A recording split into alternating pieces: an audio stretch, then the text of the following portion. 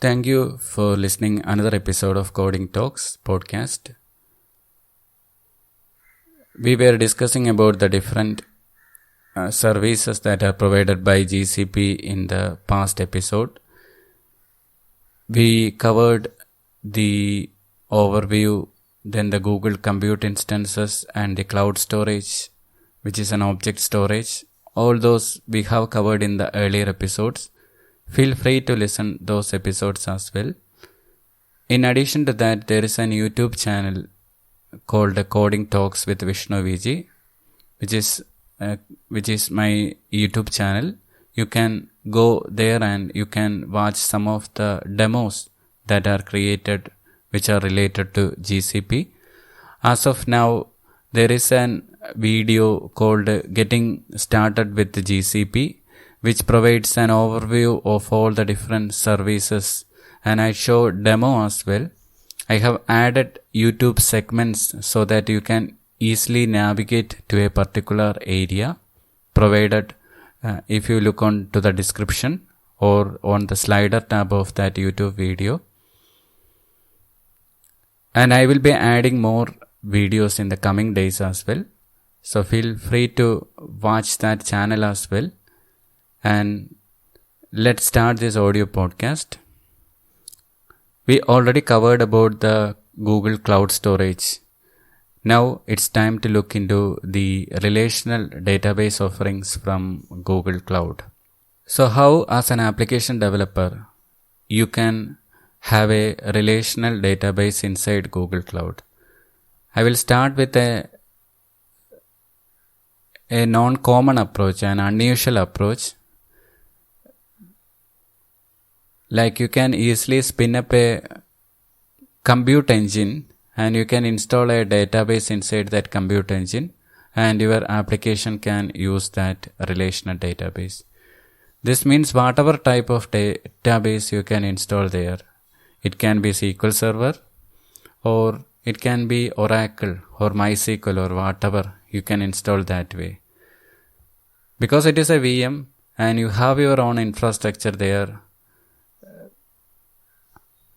you can install whatever you like.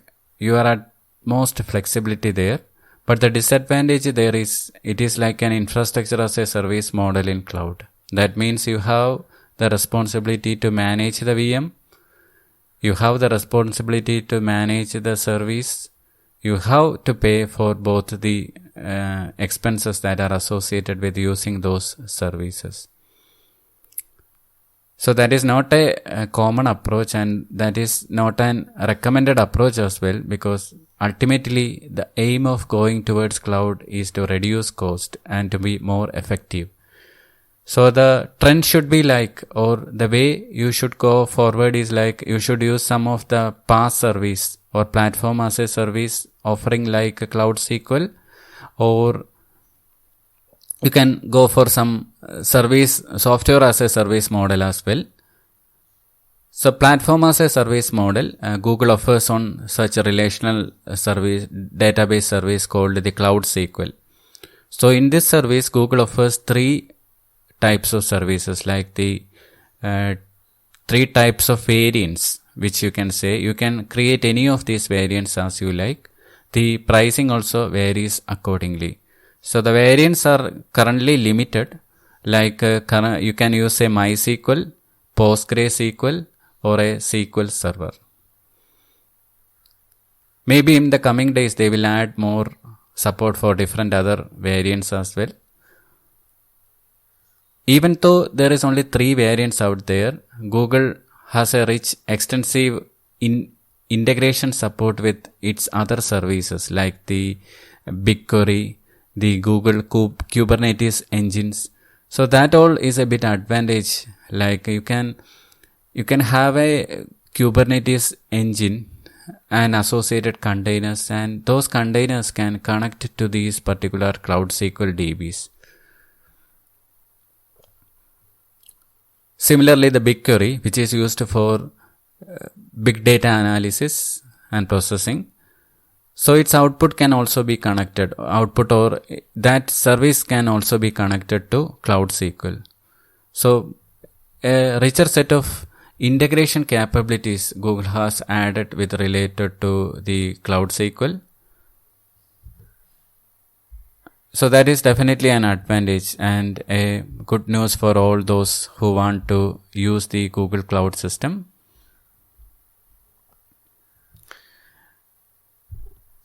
Now let's understand how we can start a new Cloud SQL instance. So it is fairly simple. You can search for the Cloud SQL in the search bar, or you can directly go to the Cloud SQL menu. Keep in mind that there is a cost associated with these things. So you have to be careful about what type of service you are creating, how much cost actually you are going to pay for that service. So if you are using a free account, make sure that you are within that limit while using these services, and otherwise your credit card will be charged accordingly, because everything inside a Google is within a project, and you can and that project is tied to a particular card or credit card account. That means whatever services that you are going to consume within a project, your credit card will be charged accordingly. If you are a new subscriber to Google Cloud, Google offers definitely some of the free services up to a limit, but you should be aware of that, and you should be within your limits while using that particular services. That is a key factor that you need to be aware of. Now, once you are inside the Google Cloud portal, you can search for Cloud SQL. So the moment you start opening that Cloud SQL page, Google will ask you what type of database type you want. Whether you want a MySQL, whether you want a PostgreSQL, or whether you want a SQL Server. You can always provide the requirement, and based on whatever you have provided, whatever data type you have chosen, Google will show accordingly the different other set of screens that you have to fill that as well.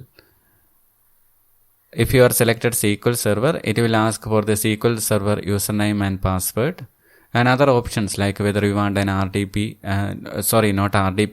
whether you want encryption, whether you want a replication or such kind of things.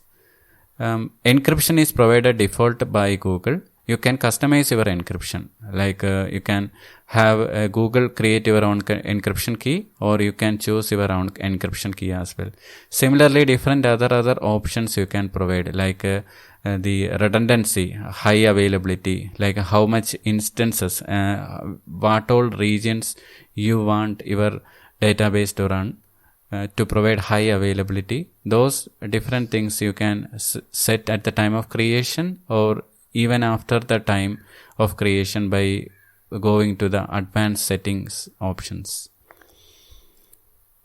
So those all things can be available from within the Google dashboard itself. So you can have a play on that. So the first step is to create such a kind of service, and based on that service creation and the way by which you provide the username and password, your application can connect to these particular database instances. So currently there is a limitation like MySQL, PostgreSQL and the SQL Server. These are the only supported versions that are provided by Google Cloud. Let's look into some of the features that are provided by this Cloud SQL. If you already have an application which is hosted on-premise and you have your own set of database on-premise, you can use a database migration service which is used to migrate your data from on-premises. Or sometimes your data can be in different other areas like Amazon or some other forms of service. You can use that this data migration service for that purpose as well. So data migration service, if you search into that, you can get more overview of what that particular service is provided. This episode is particularly related to Cloud SQL. We are discussing only about Cloud SQL, but talking a bit about database migration service is also relevant, I feel, because that is related to this particular Cloud SQL, because we want our data migrated from somewhere if we already have an application or infrastructure in place. So that is where this database migration service really help. So it provides a continuous data replication from your source or your on-premise or other cloud providers with minimal downtime. And it is very performant also.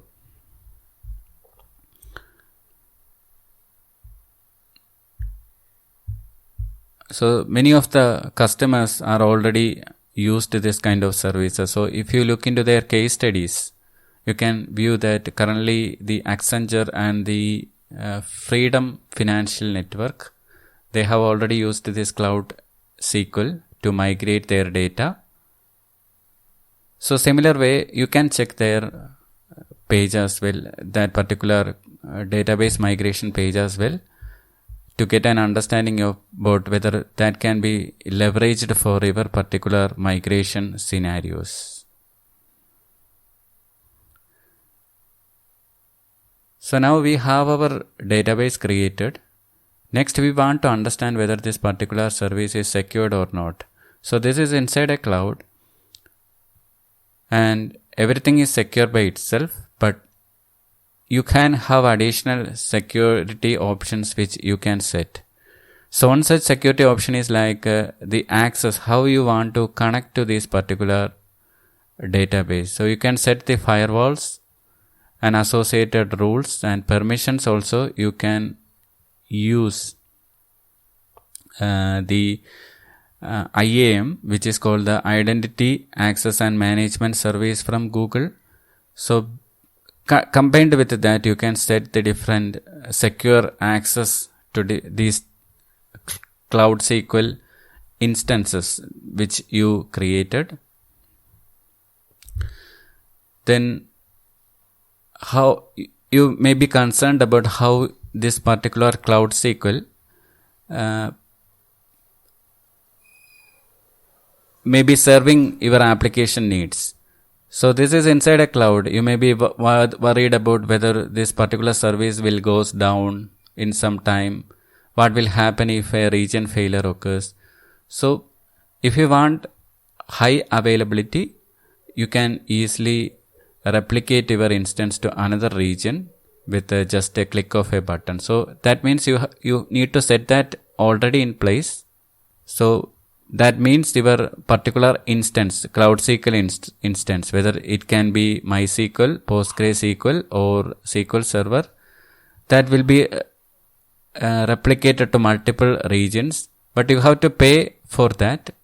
So unless it is absolutely required based on your application needs, you don't have to set that in advance. But if your application or your compliance requirements, your organization compliance needs a very high availability, you can have that option in Google Cloud, in this Cloud SQL as well. You can set easily replicate your instance to a different region, and there are different types of replications that are also provided. So you can check the different pages as different documentation that is provided by Google Cloud to understand more about how this replication or high availability actually can be enabled.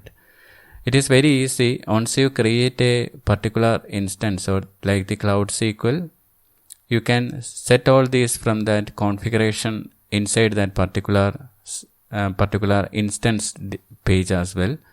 So that will give a quick understanding about how we can enable these things. Similar to that, there is another one area called the security related area called the encryption, which is also important.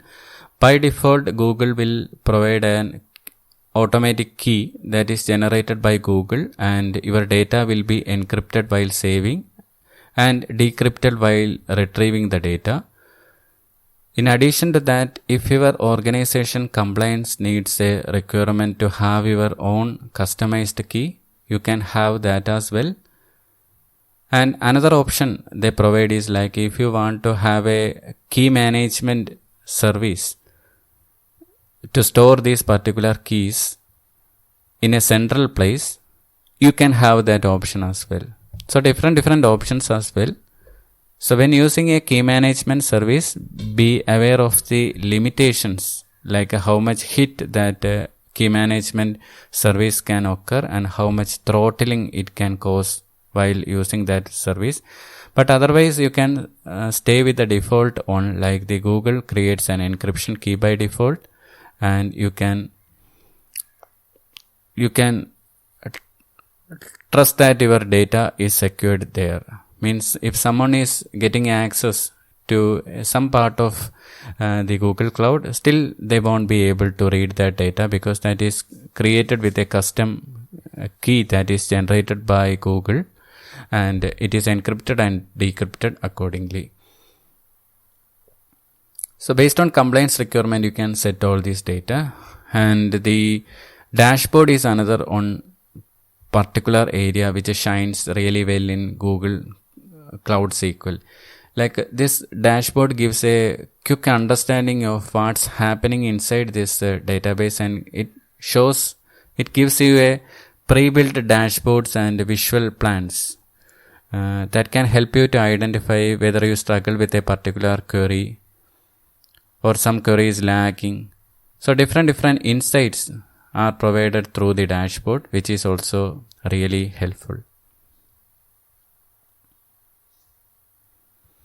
Then the storage which you are using, you don't know how much storage you actually needs. It can increase depending upon how your customers are actually using your database or how your customers are actually using your application.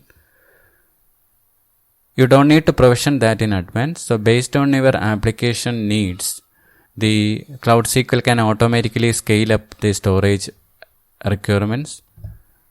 So that means you don't have to spend additional money until that is absolutely needed. Then different performance also you can set based on needs. So the cost varies accordingly. So if you want a high performance, you can set that as well. Then whenever we are using this database Cloud SQL, often this in schedules, this Cloud SQL will automatically take care of the backups, and you will be able to recover that on time as well.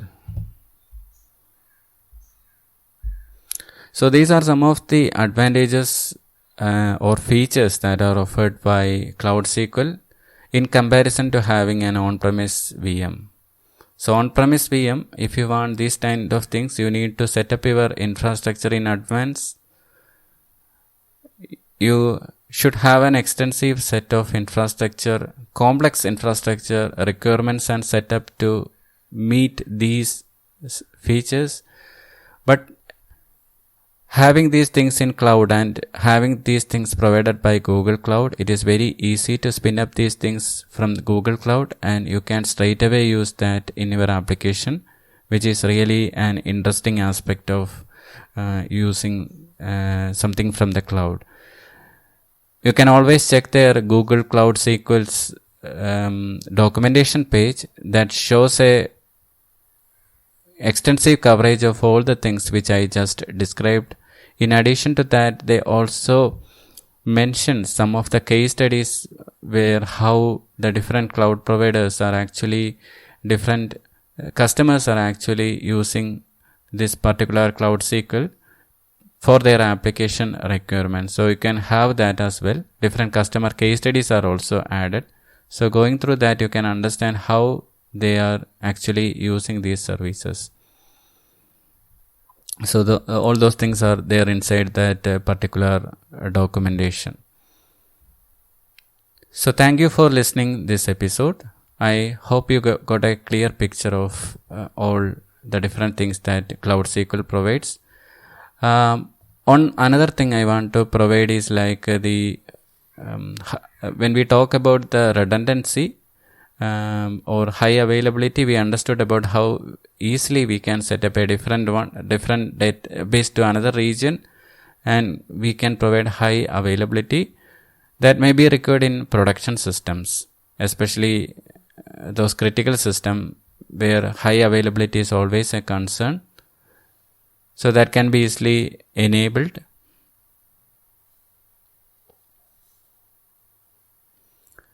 So that's, I think, hope that all covers in this session. And next we will look into another service of Google called the NoSQL service. We just looked into the relational database. Okay, one more service I forgot to mention here, like the Cloud Spanner. So that is also a very interesting service, but that is optimized for warehouse scenarios. So we have discussed the Cloud SQL for simple scenarios like our application or mobile development requirements. So if you have a big data or a massive scale of data and you want to have a database kind of relational database offering, then you can go for a Cloud Spanner, which is another service which is provided by Google Cloud. So we can understand a bit more about that Cloud Spanner as well now, so that you will get a familiarity of what that is all about. Cloud Spanner is a kind of a relational database, just like the Cloud SQL, but it is not similar to Cloud SQL. It's mostly a relational database that is built for scale. So you can expect everything from a relational database like the schemas, SQL queries, or the that unit of on unit kind of thing like asset transactions. But you want to have a global scale kind of relational database, then you can go for this Cloud Spanner. It is very costly. So because it is it is for global business, and though whenever that global businesses have a massive set of data which needs to be scaled, which has the tendency to scale more and more, and whenever there is a need for them to maintain such kind of data, then this Cloud Spanner is really helpful in those scenarios. It offers around 99.999% availability for multi-regional instances, and it provides a kind of a transparent behind the scene synchronous replication across region and multi-region configurations. So it has the provision to automatically scale up. So it charts the data based on the data that you are providing. So you don't have to worry about how you are actually scaling your database, when you can instead focus on the actual data and the actual requirements of the business, because it is fully managed, and behind the scene Google Cloud will manage all these requirements properly. And backup and other facilities are also supported, and your application, they want to connect with this particular Cloud Spanner. So different SDKs are also provided in popular languages like C#, Node.js, the Python, Ruby, or Java.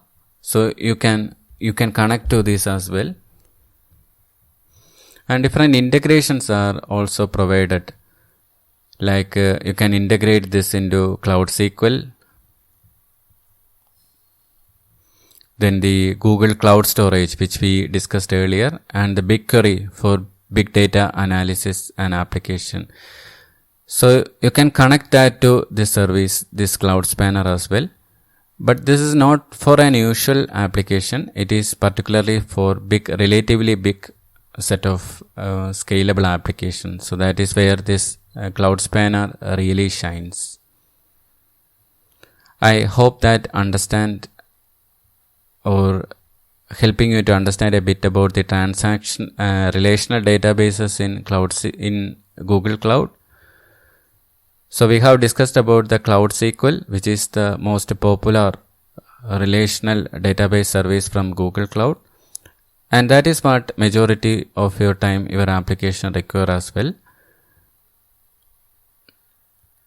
especially if your application needs a relational form of database. And for massive scale, you can go for Cloud SQL as Cloud Spanner as well. And an uncommon case which we discussed at the beginning of the episode, like you can have a relational database inside the VM or the compute instance as well. That is another option, but that is not a preferred and that is not a common approach that we want when we migrate to cloud. In the next episode, we will look into some of the NoSQL database that is offered by Google Cloud, NoSQL services that is offered by Google Cloud. When it comes to NoSQL, whatever that falls outside of relational database, that all fits in NoSQL category. So this is important to understand. NoSQL not means just a key value or a document based database. It can include the other type of database like in-memory database, ledger database, and so on. So sometimes application needs to manage a variety type of data. It can be considered as a kind of a massive scale of data, like the application uses in Facebook, Twitter, etc., where the data not has a structured kind of style, so that we can easily fit that in a relational model. So in those kind of systems, the data is a bit semi-structured or unstructured way, and the variety of data is also high. Is too much variant of data as well. The velocity and the volume of data is also too much high. So we can't always use a relational database for that purpose. So when we understand in this episode about relational database, we understand that we can scale up the database according to our requirements. The storage will be increased automatically. And we can also, of course, increase the performance of our relational database as we like. But there is a limitation, like we can only scale up vertically these things, these relational databases. So there lies the importance of NoSQL, where it provides an option to horizontally scale the different data. And we can also don't need a structured way of handling the data, like as in relational databases, like we usually tend to split the structured data into tables and in columns and rows and different tables and relate that in terms of foreign key. We can have a different approach here in NoSQL, where we can store that in kind of a key value or a NoSQL kind of document way, similar to that on which we use for MongoDB. It's basically a kind of a JSON format.